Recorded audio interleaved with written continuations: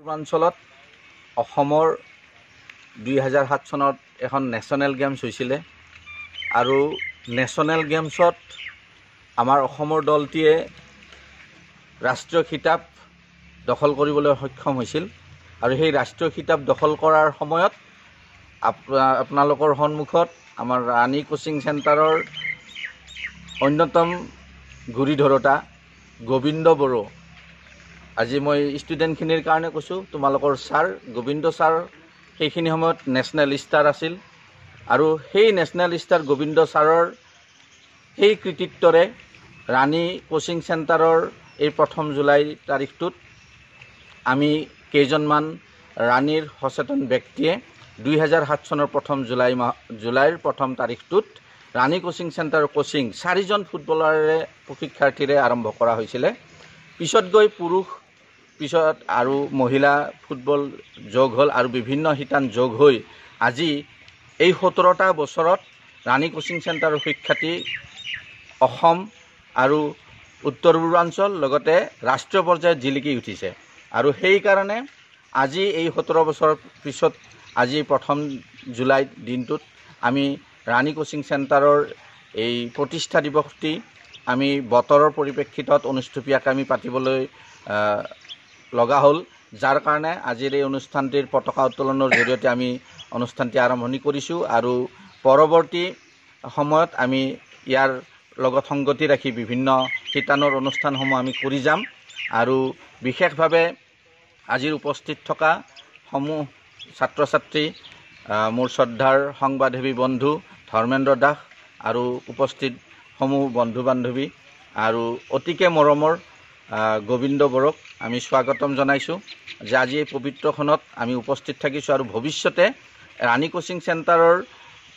উজ্জ্বল ভৱিষ্যত কামনা কৰি আজিৰ পতাকা উত্তোলন কাৰ্যসূচীৰে আমি আগবাঢ়িব খুজিছোঁ। আমাৰ মাজত উপস্থিত আছে শ্ৰদ্ধাৰ গৌতম দাকো আমি শুভেচ্ছামূলক বক্তব্য ৰখাৰ কাৰণে মন কৰিছোঁ।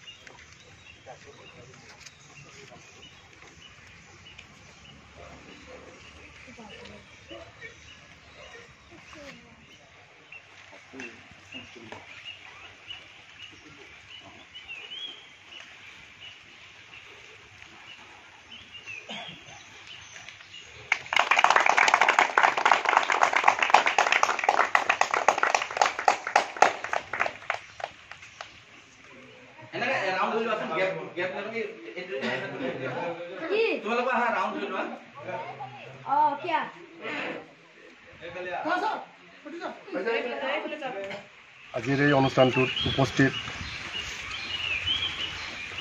আমজেদ দা, ধৰ্মেন্দ্ৰ দা, তাৰপিছত এফালে গৌতম দা আৰু মোৰ মৰমৰ প্ৰশিক্ষাৰ্থীসকল, মই ধন্যবাদ মানিছোঁ আমাৰ এই ৰাণীবাসীৰ সমূহ ৰাইজক যে আজি এই ৰাণী কোচিং চেণ্টাৰটো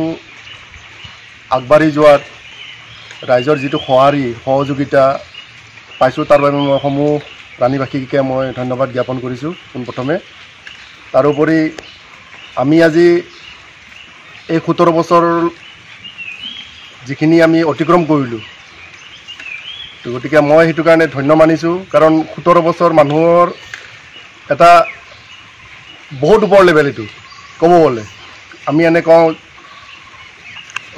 শিশুকাল, যৌৱনকাল, যিটো বৃদ্ধকাল, ঠিক তেনেকৈ 17 বছৰটো আমি এতিয়া প্ৰাপ্তবয়স্ক যাক কয় 18 বছৰ হ'ব গ'লে, গতিকে আমি তাৰ একদম ওচৰত পাইছোঁ। গতিকে সেইখিনি সময় আমি যিহেতু যিমানখিনি 16 বছৰ পাৰ কৰি আহিলোঁ, এতিয়া আমি 17 বছৰ যিহেতু ভৰি দিছোঁ, তাৰমানে আমি খুব এটা ভাল কম্পিটিশ্যনৰ সেইটো কাৰণে আমি এতিয়া সোমাইছোঁ। তো অনাগত দিনত যিমানখিনি ইয়াতকৈ যিটো কম্পিটিটিভ যিটো জীৱন বা আমাৰ যিটো কোচিং চেণ্টাৰৰ যিটো 17 বছৰ হৈছে, তো মানুহবিলাকেও চাই আছে 17 বছৰত আজিলৈকে কৰিলে কি ৰাণী কোচিং চেণ্টাৰে। তো মই সেইটো বিচাৰোঁ যে এতিয়া 17 বছৰ হ'ল, তাৰমানে কি আমি যিটো মানুহৰ জীৱনটো যেনে 17 বছৰৰ পিছত এটা মেচিয়ৰ্ড লাইফ পায়, ছেইম আমি সেই বস্তুটোৱে কৰিব বিচাৰোঁ, য'ত 17 বছৰ হোৱাৰ পিছত যাতে আমাক মানুহবিলাকে গম পায় যে ৰাণী কোচিং চেণ্টাৰ মেচিয়ৰ্ড হৈছে, এতিয়া ইহঁতৰ লগত ফেয়াৰ মাৰা অলপমান প্ৰব্লেম আছে। গতিকে মই যিমানখিনি পাৰোঁ সেই বস্তুটোকে লৈ মই যাতে অনাগত দিনত